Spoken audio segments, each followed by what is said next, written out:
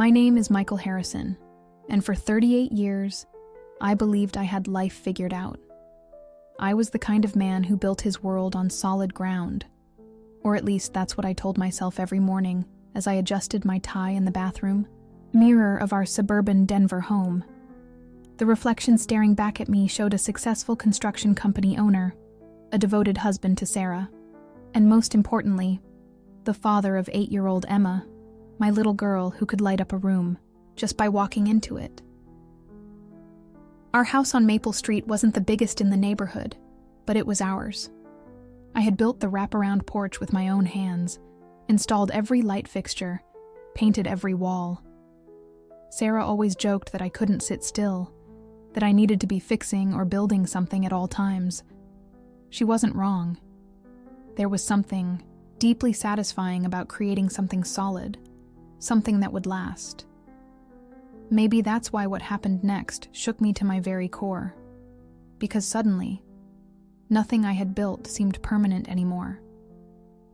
If you believe that miracles still happen, or if you've ever experienced something that deeply touched your faith, share your story in the comments. And don't forget to subscribe to the channel, so we can continue walking this journey of faith together. It was a Tuesday morning in October when everything changed. The autumn leaves were just beginning to turn, painting our street in shades of gold and crimson. I was in the kitchen, rushing through my usual routine. Coffee in the thermos, kiss on Sarah's cheek, quick ruffle of Emma's hair as she ate her cereal. She looked up at me with those bright blue eyes that mirrored her mother's, maple syrup still sticky on her chin. "Daddy, will you help me with my science project tonight?" she asked, swinging her legs from the kitchen stool. "Of course, sweetheart. What's it about again?" "Butterflies," she said with such enthusiasm that it made me smile despite my hurry. "Mrs. Peterson says they go through something called metamorphosis. They change completely." I kissed the top of her head, breathing in the scent of her strawberry shampoo. "That's pretty amazing, isn't it? See you tonight, butterfly." Those were the last normal words we would exchange for a very long time. The call came at 2:47 p.m. I know because I was staring at my watch, waiting for a concrete delivery that was running late. When my phone buzzed with Sarah's ringtone, I almost didn't answer. We were behind schedule on the Morrison House project, and I was already calculating how much overtime we'd need to catch up. "Michael." Sarah's voice was different, strained. "Wrong. What's up, babe? I'm kind of in the middle of..." "You need to get to Children's Hospital. Now." The words came out in a rush, like she was afraid if she said them slowly, they might become too real. "Emma collapsed at school. They don't know what's wrong." The world tilted. The concrete truck, the Morrison deadline, the unpaid invoices. On my desk, everything that had seemed so important 30 seconds ago became meaningless. I was already running toward my truck before she finished talking. "I'm on my way. Is she awake? Is she talking?" The pause on the other end of the line lasted forever. "Just hurry, Michael, please." I drove through Denver like a man possessed, weaving through traffic on I-25, my knuckles white against the steering wheel. Every red light felt like an eternity. Every slow driver became an obstacle between me and my daughter. I kept picturing Emma that morning, animated and happy, talking about butterflies and transformation. The irony wasn't lost on me. Even then, I was beginning to understand that we were all about to be transformed in ways I never could have imagined. Children's Hospital of Colorado loomed ahead, its modern glass facade reflecting the afternoon sun. I'd driven past it countless times, never imagining I'd be parking in its emergency lot, running through its automatic doors with my heart hammering against my ribs. The smell hit me first, that particular hospital cocktail of disinfectant, fear, and something else I couldn't quite identify. Hope, maybe, or its absence. Sarah was in the waiting room, still wearing her work clothes from the insurance office. Her usually perfect hair was disheveled, and her mascara had left dark tracks down her cheeks. When she saw me, she crumbled into my arms. "They took her back for tests," she whispered against my chest. "She was fine this morning, Michael. She was laughing and eating her cereal, and then the school called and said she just fell down. She won't wake up."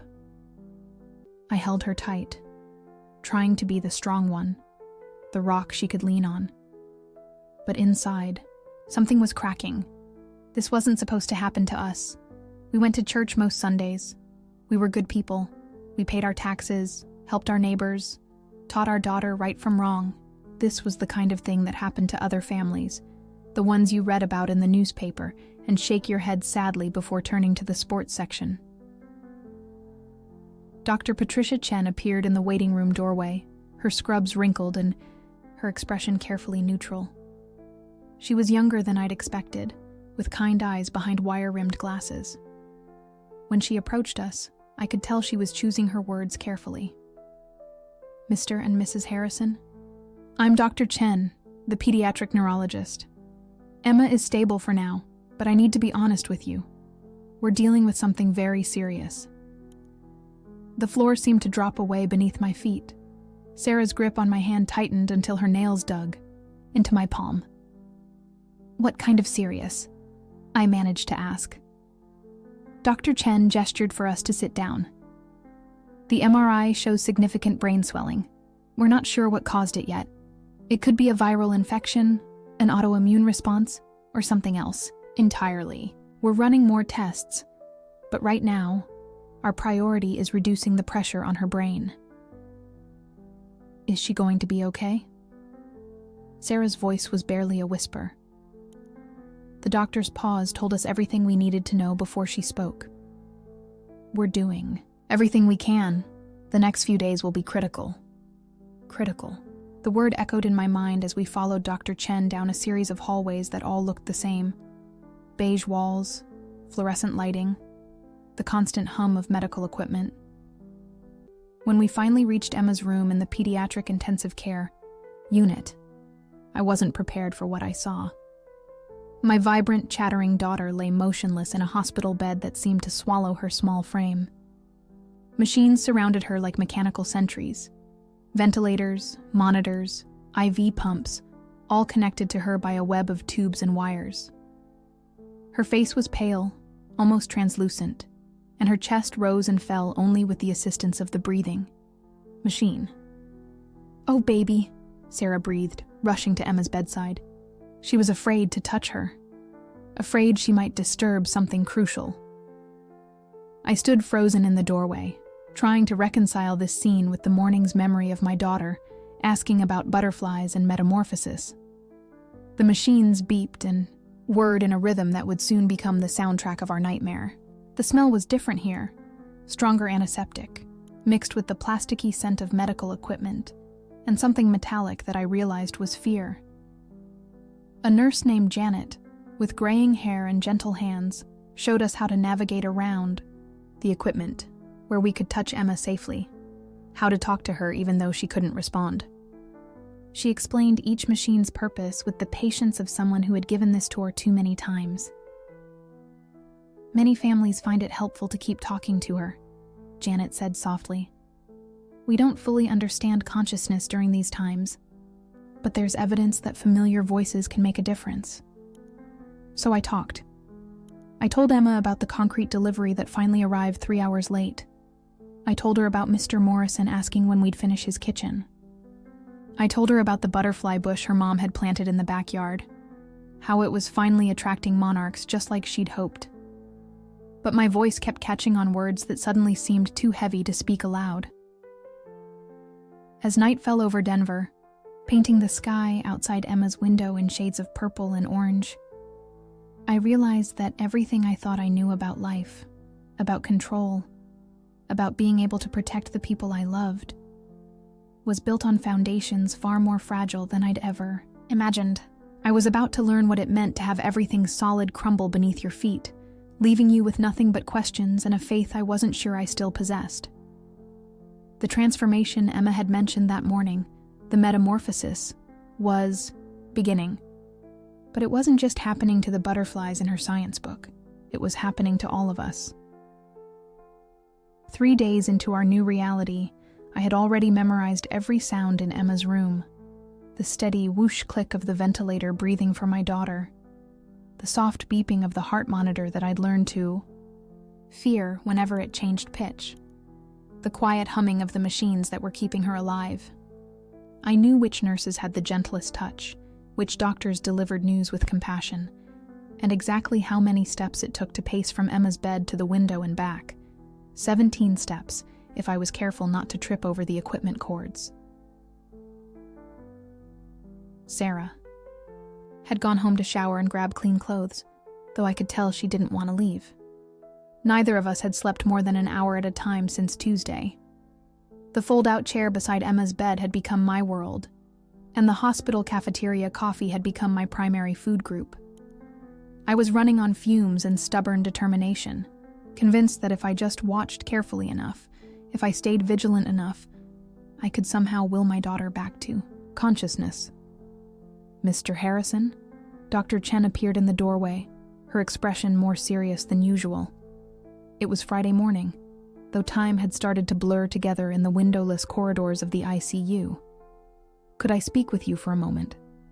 I looked back at Emma, her small chest rising and falling with mechanical precision. Will you watch her? I asked Janet, who was checking Emma's IV lines. Of course. Take your time.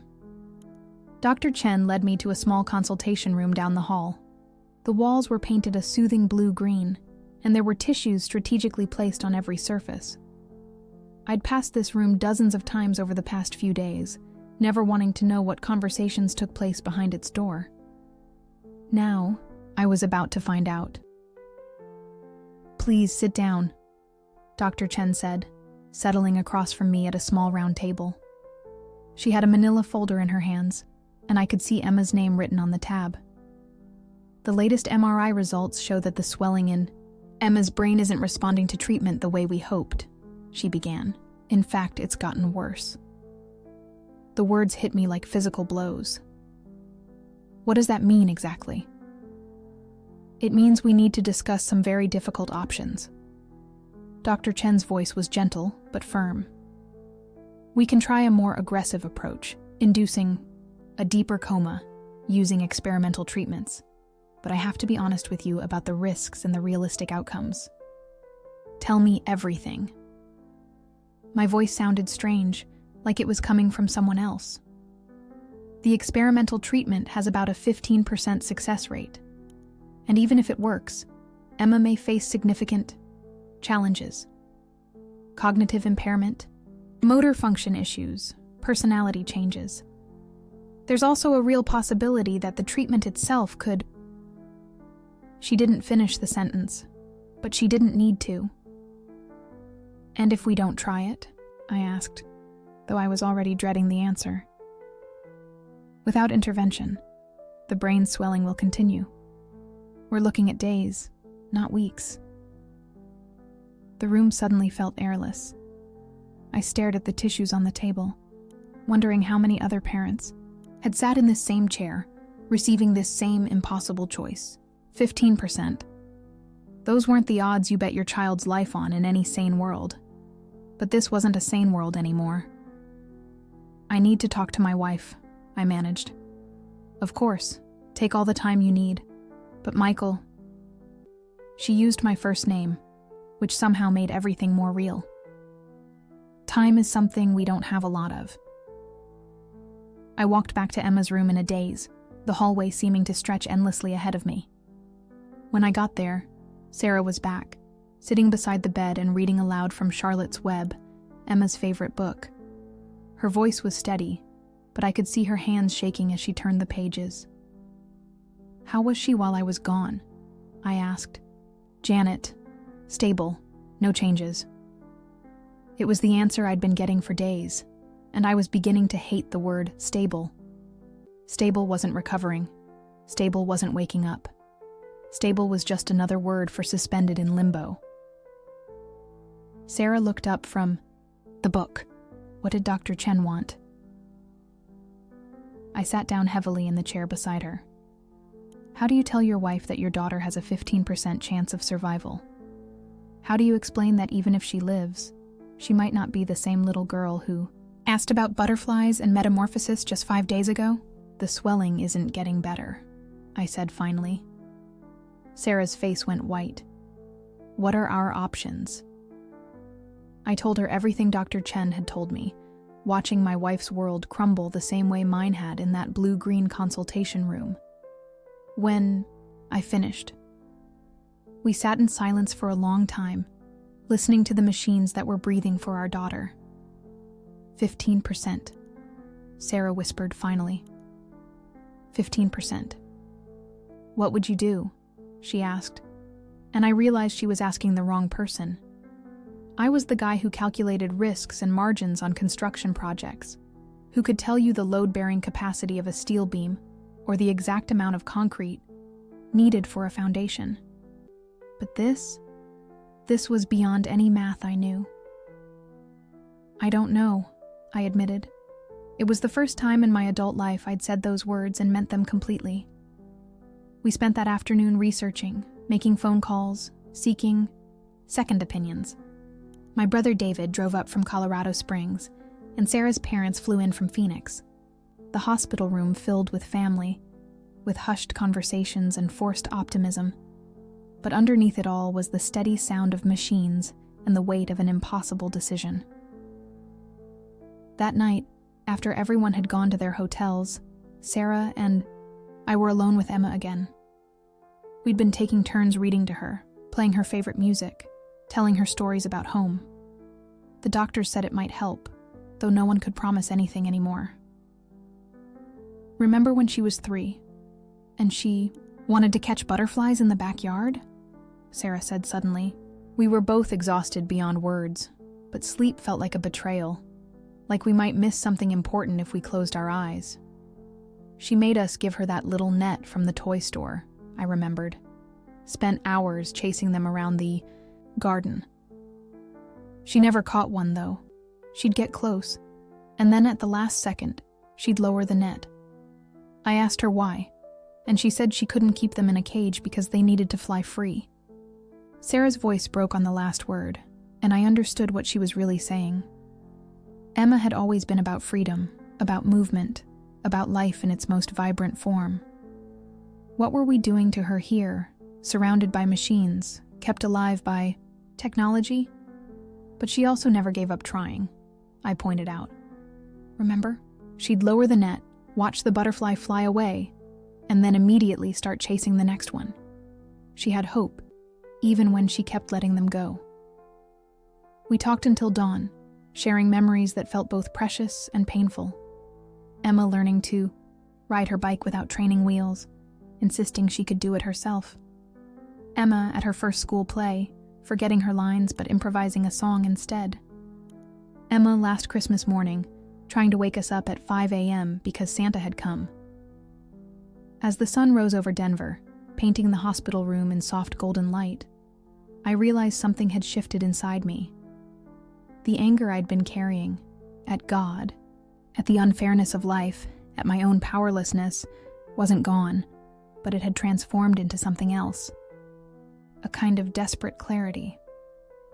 We have to try, I said quietly. Sarah nodded, tears streaming down her face. 15% is still something. And if it doesn't work, then at least we'll know we fought for her. She reached across the space between our chairs and took my hand. At least we'll know we didn't give up. Dr. Chen arrived at 7 a.m. for rounds, and we told her our decision.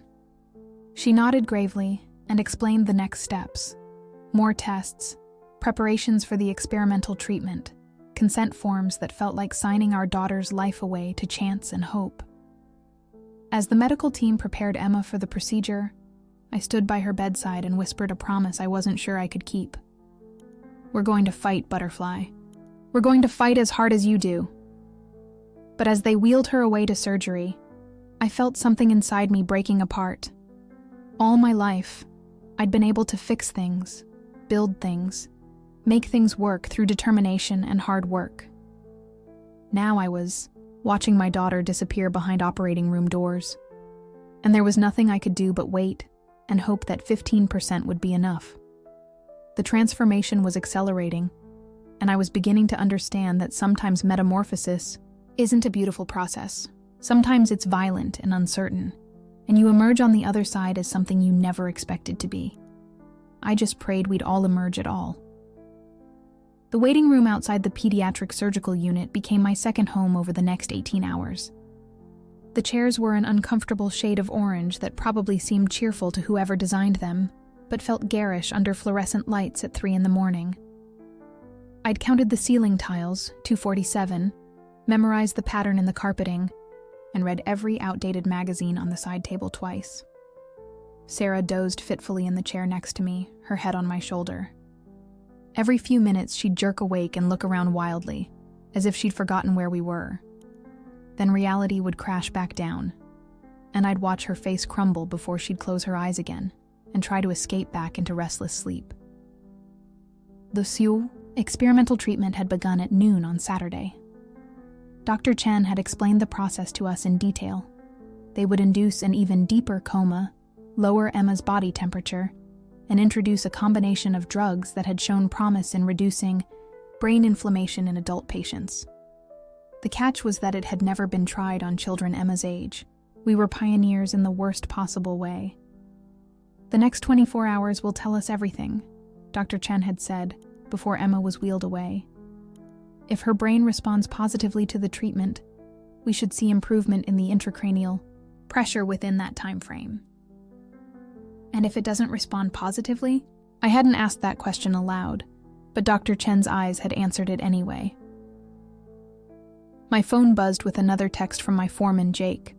The Morrison project was falling further behind, and our biggest client was threatening to find another contractor. 6 months ago, this would have consumed my thoughts, kept me awake at night calculating losses and solutions. Now, it felt like news from another planet. I deleted the message without responding. Michael? Sarah stirred beside me. Has anyone come out to update us? I checked my watch. It was 4:17 a.m. on Sunday morning. Not since midnight. They said they'd let us know if anything changed. She sat up, running her hands through her hair. In the harsh waiting room lighting, she looked older than her 35 years. We both did. Crisis had a way of aging you from the inside out. I keep thinking about what she said about the butterflies, Sarah said quietly. About metamorphosis, how they have to completely dissolve inside the cocoon before they can become something new. That's not exactly comforting right now, I said, though I knew what she meant. Sometimes transformation required complete destruction first. But they don't know they're going to become butterflies, Sarah continued. When they're dissolving, it probably feels like dying. A door opened at the end of the hallway, and Dr. Chen emerged, still wearing her surgical scrubs. My heart hammered against my ribs as she walked toward us, her expression unreadable. Sarah grabbed my hand so tightly I could feel her pulse through her fingertips. The initial phase went well, Dr. Chen said without preamble. Emma's vitals remained stable throughout the procedure, and we've successfully initiated the treatment protocol. Now we wait. What are we waiting for exactly? Sarah asked. Signs that the inflammation is responding, changes in the intracranial pressure, brain activity patterns that suggest the treatment is working. Dr. Chen sat down across from us, which somehow made her seem more human and more frightening at the same time. When doctors sat down to talk, it usually meant the conversation was going to take a while. How will we know? I asked. Hourly monitoring, CT scans every 6 hours. We're looking for any indication that the swelling is decreasing. If we don't see improvement by tomorrow evening. She didn't finish the sentence, but we all knew how it ended. The sun rose on what would become the longest day of my life. Family members rotated through the waiting room. My brother David, Sarah's parents, our pastor from Grace Community Church. Everyone meant well, but their presence felt like a weight I couldn't carry. They wanted updates, reassurance, hope that I couldn't provide. After a while, I started taking walks through the hospital corridors just to escape the well-meaning sympathy. Denver's skyline stretched out beyond the hospital windows, morning traffic beginning to build on the highways. People were starting their normal Sunday routines: coffee, newspapers, church services. The world was continuing to turn as if nothing had changed, as if my daughter wasn't fighting for her life 5 floors below. I found myself in the hospital chapel around 9 a.m. It was a small, interfaith space with simple wooden pews and stained glass windows that cast colored light across the floor. I'd walked past it dozens of times over the past week, but had never gone inside. Now I slipped into the back pew and sat in silence, surrounded by the quiet prayers of other desperate families. I'd grown up in church, said grace at dinner tables, taught Emma bedtime prayers. But sitting in that chapel, I realized I'd never really had to test my faith against something this big. Sunday morning services and evening prayers were easy when life was comfortable, when the biggest challenges were mortgage payments and minor illnesses. This was different. This was the kind of test that either deepened your faith or destroyed it completely. God, I whispered, feeling foolish and desperate at the same time. I don't know how to do this. I don't know how to be the father of a dying child. I don't know how to help Sarah through this. I don't even know if you're listening anymore. The chapel remained silent except for the soft sobbing of a woman 3 pews ahead of me. Her shoulders shook with the kind of grief that comes from the deepest places of loss. I wondered if she was like me, bargaining with God, promising to be a better person if only her loved one would recover. I've never asked you for much, I continued, my voice barely audible. I've tried to be good, to provide for my family, to do the right thing. But if you take Emma, I couldn't finish the threat. What was I going to do? Stop believing? Stop going to church? God had bigger problems than my theological rebellion. Chaplain appeared beside my pew, an elderly man with kind eyes and worn hands. He didn't speak, just sat down quietly and folded his hands in his lap. Sometimes the ministry of presence was more powerful than any words. My daughter, I said. Finally, she's 8. They don't know if she's going to make it. The chaplain nodded. What's her name? Emma. Saying her name out loud in this sacred space made her feel more real and more fragile at the same time. Emma is fortunate to have parents who love her so deeply, he said. That love doesn't disappear, no matter what happens. But I'm supposed to protect her. That's my job as her father. And I can't do anything. Sometimes the most powerful thing we can do is surrender our need to control the outcome, the chaplain said gently. Sometimes love looks like letting go. I thought about Sarah's story of Emma chasing butterflies, how she'd lower the net at the last moment because she couldn't bear to cage something so beautiful. Maybe that was the lesson I was supposed to learn, that love sometimes meant releasing your grip, even when everything in you wanted to hold on tighter. I stayed in the chapel for another hour, not praying exactly, but sitting in the presence of something larger than the crisis consuming my life. When I finally returned to the waiting room, Sarah was pacing by the windows, her cell phone pressed to her ear. That was Dr. Chen, she said as I approached. Emma's 12-hour scan showed no change. The swelling hasn't increased, but it hasn't decreased either. No change. In the past week, I'd learned that no change could be either devastating or hopeful, depending on the context. In this case, it meant we were still suspended in uncertainty, still waiting for Emma's body to respond to treatment or surrender to the inevitable. 12 more hours, I said. 12 more hours. We settled back into our orange chairs, holding hands and watching the clock on the wall tick away the minutes of our daughter's life. Outside, Denver went about its Sunday business, but inside the hospital, time moved differently. Each hour felt like a day, each minute an eternity of holding our breath and hoping for a miracle we weren't sure we deserved. The metamorphosis was continuing, and we were all still dissolving, still waiting to see what we might become on the other side of this transformation. If there was another side at all. Monday evening arrived with the weight of finality. 24 hours had passed since the experimental treatment began, and Dr. Chen's expression as she entered the family conference room told us everything we needed to know before she spoke a single word.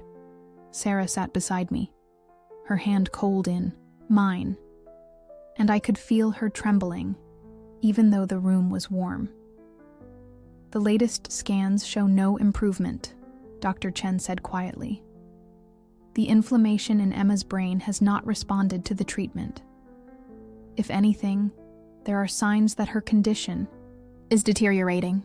The words hit me like a physical blow. Deteriorating.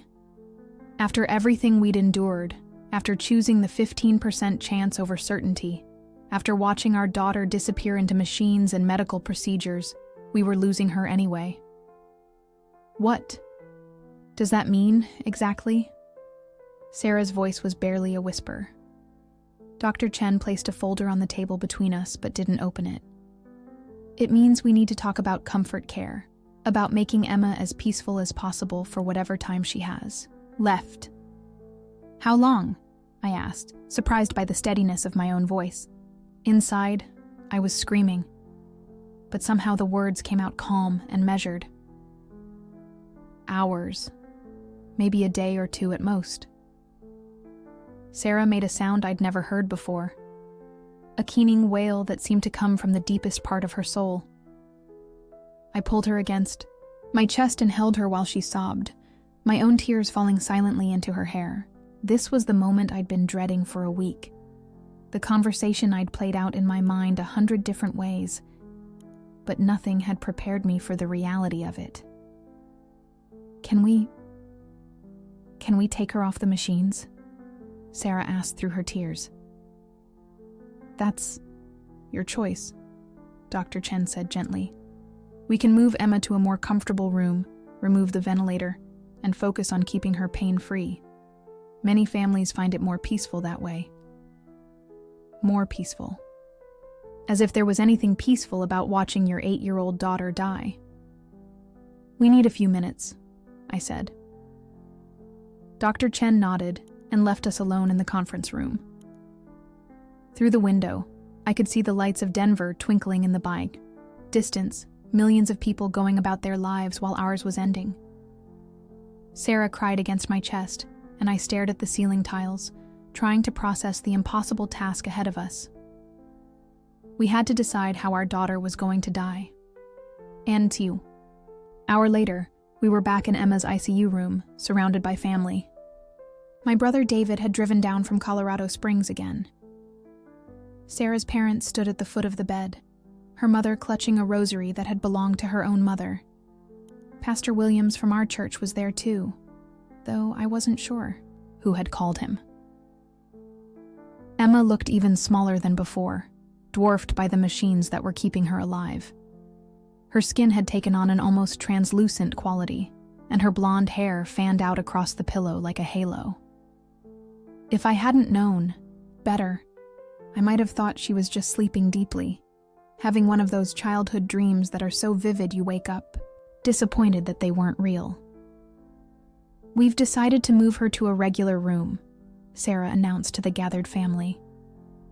Dr. Chen says it will be more comfortable for everyone. The words hung in the air like a death sentence. Moving Emma to a regular room meant removing the life support. It meant accepting that the machines were the only thing standing between our daughter and eternity. Are you sure? Sarah's mother asked gently. I nodded, though I wasn't sure about anything anymore. The treatment didn't work.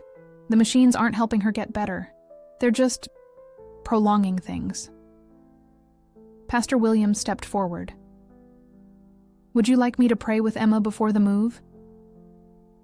Yes, Sarah said immediately. Please.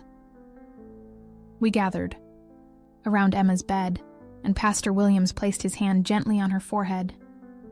His voice was strong and steady as he spoke words about peace and comfort, about God's love and the promise of eternal life.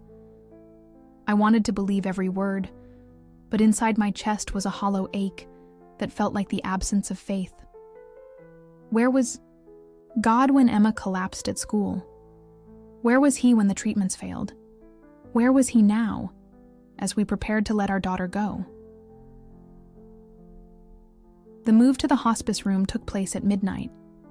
It was smaller than the ICU room, but warmer somehow, with soft lighting and comfortable chairs for family members. A single monitor tracked Emma's heart rate, but gone were the ventilators and IV pumps, the mechanical breathing and constant beeping that had become the soundtrack of our nightmare. Dr. Chen had warned us what to expect. Without the ventilator, Emma's breathing would become irregular, then shallow, then would eventually stop. It could take minutes or hours. There was no way to predict. She assured us that Emma wouldn't be in pain, that she likely wouldn't be aware of what was happening. But we would be aware. We would be conscious for every labored breath, every pause between heartbeats. Sarah sat on one side of the bed, holding Emma's left hand. I sat on the other side, holding her right. Her skin was warm but somehow distant, as if she was already beginning to drift away from us. The family took turns sitting with us, talking softly to Emma, sharing memories and saying goodbye. Around 3 a.m., everyone else had gone to the hotel except Sarah and me. We were alone with our daughter in the quiet room, listening to her irregular breathing and the soft beeping of the heart monitor. The sound was slower than before, with longer pauses between beats. "Michael," Sarah whispered, "I can't do this." I looked up to see her face crumpled with grief. I thought I could be strong for her, but I can't watch her die. I can't be here when it happens. "You don't have to be," I said, though the thought of facing this moment alone terrified me. "If you need to step out..." "No." She shook her head firmly. "I need to be here. I need to be with her. I don't know how to let her go." I understood what she meant. Letting go wasn't just about accepting Emma's death. It was about releasing all the dreams we'd had for her future. The first day of high school, graduation, wedding dances, grandchildren we'd never meet. We weren't just saying goodbye to Emma as she was. We were grieving for the woman she would never become. "Remember what the chaplain said," I whispered. "Sometimes love looks like letting go." Sarah nodded through her tears. She was always meant to fly free. As dawn approached, Emma's breathing became even more labored. Dr. Chen had checked on us twice during the night, confirming what we could see for ourselves. Our daughter was slowly leaving us. The heart monitor showed a rhythm that was growing weaker, more erratic. I found myself praying again, not for a miracle this time, but for peace, for Emma to not be afraid, for Sarah and me to have the strength to make these final moments gentle for our little girl. "I love you, Butterfly," I whispered to Emma, using the nickname that had started as a joke about her science project, but had become something sacred. "You can go now. It's okay to go." Sarah was crying softly, stroking Emma's hair with trembling fingers. "Mommy and Daddy love you so much, sweetheart. You were the best thing that ever happened to us." The morning sun began to stream through the window, casting long shadows across the hospital room. Emma's breathing grew shallower, the pauses between breaths growing longer. The heart monitor's beeping became irregular, then slower, then... The room fell silent except for Sarah's quiet sobbing and the distant sounds of the hospital beginning its daily routine. Emma was gone. I sat holding her small hand for a long time, unwilling to break the physical connection that was all I had left of my daughter. Sarah leaned over and kissed Emma's forehead. whispering words of love that I couldn't quite hear. The transformation was complete. Emma had undergone her final metamorphosis, leaving behind the chrysalis of her small body to become something I couldn't follow, couldn't understand, couldn't fix with determination and hard work. She had dissolved completely, and what remained was a mystery I wasn't sure I was prepared to accept. I was no longer the father of an 8-year-old girl. I was the father of a memory, a collection of moments that would have to last the rest of my life. The man I had been, confident, capable, sure of his place in the world, had died alongside Emma in that quiet room. What would emerge from this dissolution remained to be seen. The first thing I noticed about grief was how physical it felt. Not just the crying, though there was plenty of that, but the actual weight of loss pressing down on my chest like a concrete block. I'd built thousands of foundations in my career, mixed countless tons of concrete, but nothing had prepared me for the heaviness of a world without Emma in it. We buried our daughter on Thursday, October 23rd, under an autumn sky that was the exact shade of blue she'd always loved. The service at Grace Community Church was standing room only. Emma's second-grade class attended in their tiny black clothes, looking confused and frightened. Mrs. Peterson, her teacher, read a poem Emma had written about butterflies the week before she collapsed. I couldn't listen to the words without feeling like my heart was being torn in half. The days after the funeral blurred together in a haze of casseroles from neighbors, sympathy cards I couldn't bring myself to read, and phone calls I let go to voicemail. Sarah moved through the house like a ghost, starting tasks and abandoning them halfway through. I'd find her standing in Emma's room at odd hours, holding one of our daughter's stuffed animals, or staring at the butterfly mobile that still hung above the bed we couldn't bring ourselves to change. Work became impossible. Jake, my foreman, had been covering for me as best he could, but by November, we'd lost 3 major contracts, and I couldn't muster the energy to care. The Morrison House project, the one that had seemed so urgent when Emma first collapsed, sat, half-finished, a monument to priorities that no longer made sense. When clients called demanding explanations, I found I had no words for them. How do you explain that foundations don't matter when your world has crumbled? "Michael," Sarah said one evening in late November. We were sitting at the kitchen table, picking at another meal we hadn't really wanted. "I think I need to go stay with my parents for a while." I looked up from the untouched casserole on my plate. In the 6 weeks since Emma died, we'd barely talked about anything substantial. We moved around each other like polite strangers, careful not to intrude on each other's grief, but also not sure how to share it. "For how long?" I asked. "I don't know. A few weeks, maybe longer." She wasn't looking at me, just pushing food around her plate with mechanical precision. I can't be in this house anymore. Everything reminds me of her." I understood what she meant. Emma's presence was everywhere, her artwork still magneted to the refrigerator, her shoes by the front door, her toothbrush in the bathroom. Hold her. But the thought of Sarah leaving felt like another death, another piece of my world dissolving. "What about us?" I asked. "I don't know," she said quietly. "I don't know how to be married to someone when I don't even know how to be myself anymore." Sarah left for Phoenix the next morning.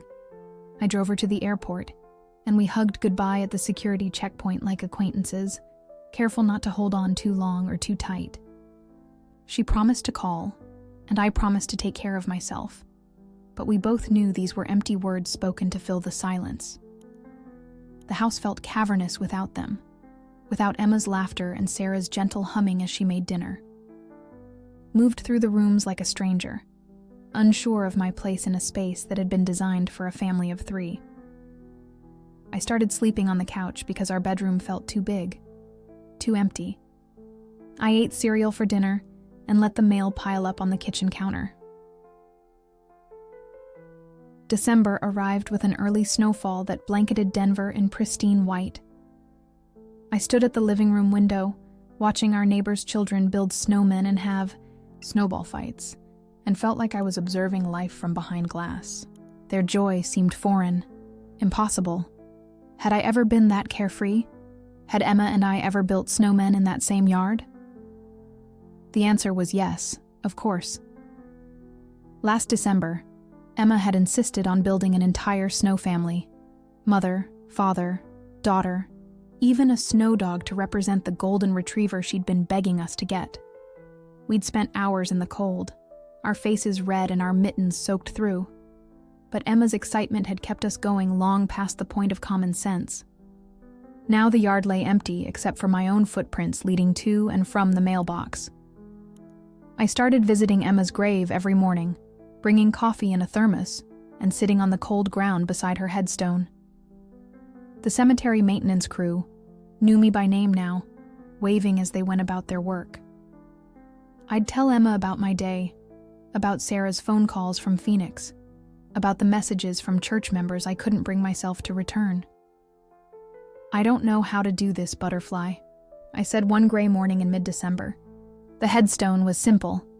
Emma Grace Harrison, beloved daughter, with dates that encompassed only 8 precious years. "I don't know how to live in a world without you." The cemetery was quiet, except for the distant hum of traffic on the highway. No divine voice answered my questions. No miraculous sign pointed the way forward. Just cold ground and winter air, and the weight of grief that never seemed to lighten. Pastor Williams had called several times, leaving voicemails about grief counseling and support groups. Well-meaning friends from church had invited me to dinner, to football games, to normal activities that felt impossible to imagine participating in. I appreciated their concern, but I couldn't bridge the gap between their world, where life continued, where hope still existed, and mine, where every day felt like moving through thick mud. Christmas approached like a threat. The stores were full of holiday music and decorations that mocked my grief. How was I supposed to celebrate the birth of a savior when I couldn't even figure out where God had been when my daughter was dying? How was I supposed to believe in miracles and divine love when the most important prayer of my life had gone unanswered? I drove to Children's Hospital on December 23rd, though I couldn't have explained why. Maybe I hoped to find some closure there, some final piece of understanding that would help me make sense of what had happened. Instead, I found myself standing in the parking lot, staring up at the windows of the ICU where Emma had spent her final week. The lobby was decorated for Christmas, a massive tree covered in lights, garland draped along the information desk, children's artwork depicting angels and stars taped to the walls. Families moved through the space with the same shell-shocked expressions I remembered wearing, carrying the same burden of hope and terror that had defined my existence for those 7 endless days in October. I took the elevator to the 5th floor, though I had no real destination in mind. The pediatric ward was quieter than I remembered, most of the children presumably home for the holidays.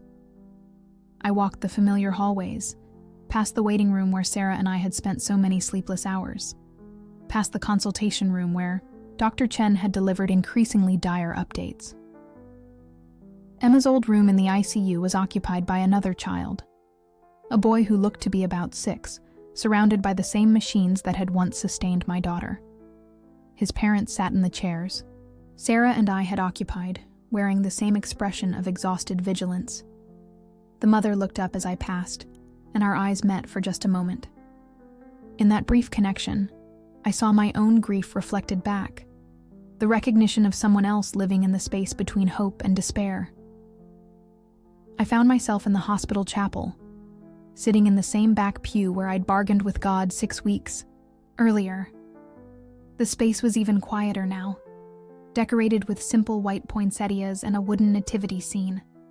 A few other people sat scattered throughout the pews, their heads bowed in prayer or exhaustion or both. "I'm angry at you," I whispered, to whatever divine presence might be listening. I know that's probably not the right way to pray, but I don't know how else to be honest anymore. I'm angry that you let her die. I'm angry that Sarah left. I'm angry that I don't know who I am without them." The chapel remained silent, offering no absolution or explanation. But somehow, saying the words aloud felt like a beginning. The first authentic prayer I'd spoken since Emma died. Not a request for comfort or understanding, just the raw truth of my devastation.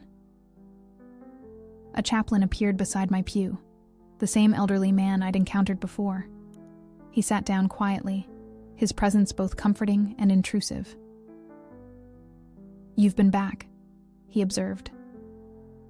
I had to see the room again. I don't know why. "Grief doesn't follow logical patterns," he said gently. "Sometimes we need to revisit the places where our lives changed, trying to understand what happened." "I keep waiting to feel her presence somehow," I admitted. "People talk about signs, about loved ones watching over us. But there's nothing, just silence." The chaplain nodded. "Sometimes the silence is the loudest thing of all." We sat together for a few more minutes, two strangers sharing the weight of questions that had no answers. When I finally left the hospital, snow was beginning to fall again, covering the parking lot in a fresh layer of white. I drove home through streets lined with Christmas lights and holiday decorations, feeling more alone than I'd ever felt in my life. The house was dark and cold when I pulled into the driveway. I'd forgotten to leave any lights on, and the automatic timer on the Christmas lights we'd never bothered to put up made the darkness feel more complete. I sat in my truck for a long time, engine running, heat blasting, unwilling to go inside to the emptiness that waited for me. This was rock bottom, I realized. This was what it felt like to have everything you'd built your life on stripped away, leaving nothing but the raw truth of your powerlessness. I was a man who had lost his daughter, whose wife had left him, whose faith felt like a foreign language he'd forgotten how to speak. But maybe, the chaplain's words echoed in my mind, sometimes the silence was the loudest thing of all. Maybe, in that silence, something was waiting to be born. Some new version of myself that I couldn't yet imagine. The transformation was still happening, even in the darkness, even in the dissolution. I just had to survive long enough to see what emerged. Christmas Eve found me at Emma's grave again, but this time I wasn't alone. Snow had fallen heavily during the night, and the cemetery looked like a postcard, pristine, white expanses broken only by headstones and the bare branches of oak trees. I'd brought a small artificial Christmas tree, one of those tabletop versions with tiny LED lights, and I was trying to figure out how to secure it in the snow beside Emma's marker. "Need some help with that?" I looked up to find a woman about my age standing a few feet away, holding a wreath of winter evergreens. She was tall and athletic looking, with brown hair tucked under a knit cap and kind eyes that seemed familiar, though I was certain we'd never met. "I'm sorry," she said, quickly. "I didn't mean to intrude. She gestured toward a headstone about 10 yards away. "My son David is buried over there. I've seen you here in the mornings." I stood up, brushing snow off my knees. "Michael Harrison, Emma's dad." "Jennifer. Walsh, David's mom." She smiled sadly. 8 years old?" "Yes. How did you—" "The butterfly on the headstone, and the science fair ribbon someone left there last month. David loves science too. He was 10 when—" She didn't finish the sentence. In the geography of grief, the details weren't necessary. I looked back at the small tree I'd been struggling with. She was working on a project about metamorphosis when she got sick. I thought she might like this for Christmas, but I can't get it to stay upright in the snow. Jennifer knelt down beside Emma's grave and helped me pack snow around the base of the little tree. Her movements were practiced, efficient. Someone who had learned to navigate the practical aspects of loving a child who was no longer physically present. "There," she said as the tree stood steady, its tiny lights twinkling against the white landscape. She would have loved it. We stood together for a moment, two parents sharing the strange communion of loss. In the distance, church bells were ringing, Christmas Eve services beginning across the city. I hadn't set foot in Grace Community since Emma's funeral. The thought of singing carols about hope and peace felt like mockery. "How long?" I asked. 3 years last month. Car accident. Jennifer's voice was steady, matter of fact. "You?" 2 months. Brain inflammation. The doctors tried everything. She nodded. The doctors tried everything with David, too. Sometimes trying everything isn't enough.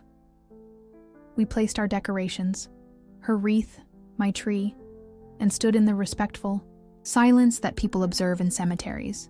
But it wasn't uncomfortable silence. It was the quiet of shared understanding, of recognition between fellow travelers on a journey no one wanted to take. "Would you like to get coffee?" Jennifer asked as we walked back toward the parking area. "There's a place called Meg's Diner that stays open on Christmas Eve. I was going to go there anyway. It's better than sitting alone in my apartment." I almost said no out of habit. For 2 months, I'd been declining every invitation, every attempt at human connection. But something about Jennifer's straightforward approach, her lack of pity or false cheer, made me reconsider. "Okay," I said. "Coffee sounds good." Meg's Diner was a local institution, one of those places with cracked vinyl booths and coffee that could wake the dead. It was nearly empty on Christmas Eve, just us, a waitress who looked like she'd rather be anywhere else, and an elderly man at the counter nursing a piece of apple pie. "So," Jennifer said once we'd ordered coffee and settled into a booth by the window, "what's the hardest part for you?" It was such a direct question that I almost choked on my coffee. Most people danced around the topic of grief, offering platitudes about heaven and God's plan. Jennifer was asking me to actually talk about it. "The mornings," I said after, thinking for a moment. "I wake up, and for just a few seconds I forget. I think I need to make Emma's lunch or remind her to brush her teeth. Then reality hits, and it's like losing her all over again." Jennifer nodded. "With David, it's bedtime. We had this routine. 3 books, 2 songs, 1 prayer. I still catch myself listening for him to call out from his room." "My wife left," I said suddenly, surprising myself. I hadn't planned to share that with a stranger. "She went to stay with her parents in Phoenix. She said she couldn't be in the house anymore." "I'm sorry. That's another kind of loss." "Do you have anyone? Husband? Other children?" Jennifer shook her head. "David's father and I divorced when David was 5. And David he was it for me. My whole world." She took a sip of coffee. "When he died, I had to figure out who I was when I wasn't David's mom anymore." It was exactly what I'd been struggling with, this question of identity after the center of your universe disappears. I'd been Michael Harrison, Emma's father, for 8 years. Without that role, I felt untethered, purposeless. "How do you do it?" I asked. "How do you get through the days?" Jennifer was quiet for a long moment, staring out the window at the snow that was beginning to fall again. "The first year, I barely did. I went through the motions. Work, eat, sleep, repeat.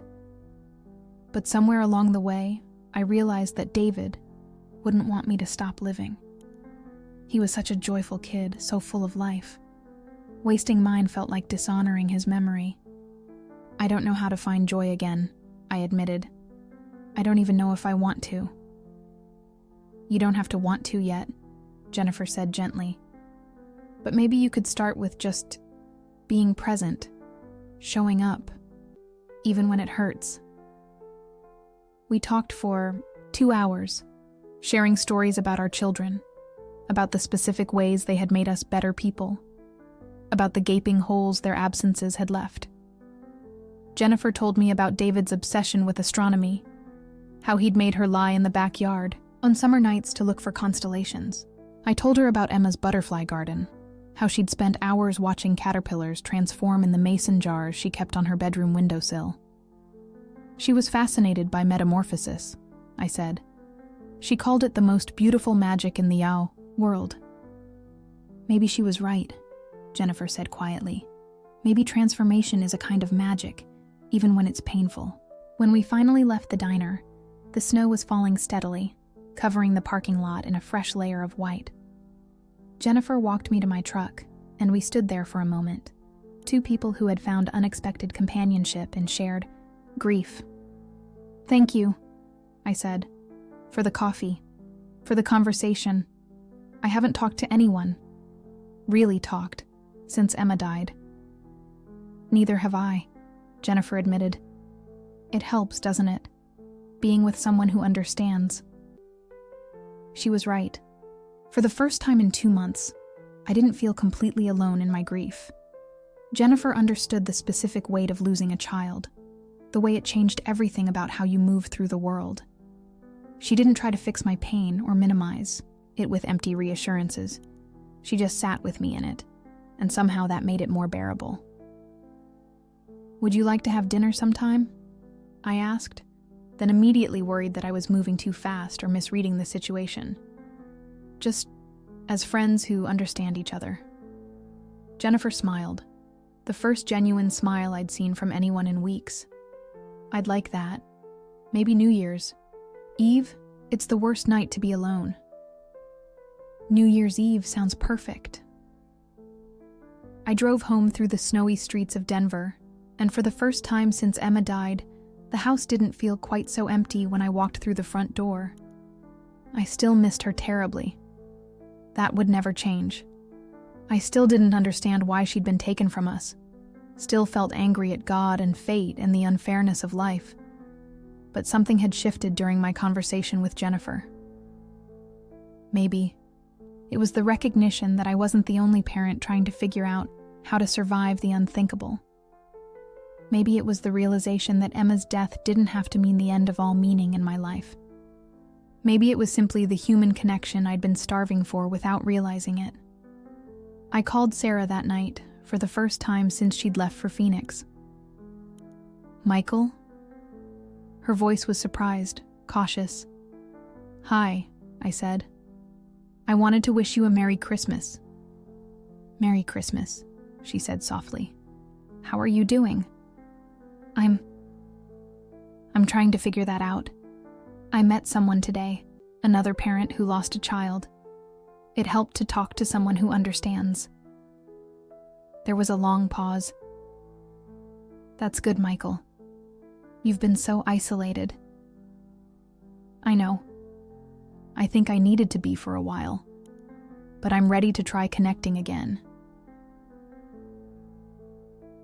We talked for 20 minutes, the longest conversation we'd had since Emma died. Sarah was in counseling, working through her own grief with her parents' support. She wasn't ready to come home yet, might never be ready to return to the life we'd built together, but she sounded more like herself than she had in months. "I'm glad you called," she said before we hung up, "and I'm glad you're not alone anymore." That night, I stood in Emma's room for the first time since Sarah had left. Her stuffed animals were arranged on the bed exactly as she'd left them. Her books were stacked on the nightstand, bookmarked at stories she'd never finish.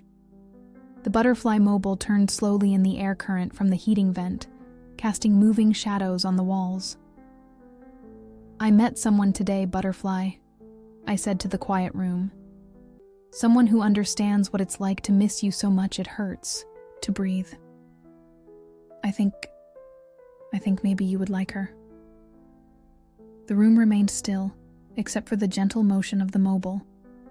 But for the first time since Emma died, the silence didn't feel empty. It felt expectant, as if something new was waiting to emerge from the dissolution of everything I'd thought I knew about life. The metamorphosis was continuing, but maybe, just maybe, I was beginning to glimpse what I might become on the other side of this transformation. Not the same man who had kissed his daughter goodbye that Tuesday morning in October, but not lost forever either. something between dissolution and emergence, something that could hold both grief and hope, both ending and beginning, something that could still learn to fly. Dear listeners, we hope Michael's story touched your heart. If you'd like to keep experiencing powerful stories like this, subscribe to the channel, leave a like, and tell us in the comments which part moved you the most. Every day we share stories that reveal the depth of life and the human heart. We'll be waiting for you in the comments.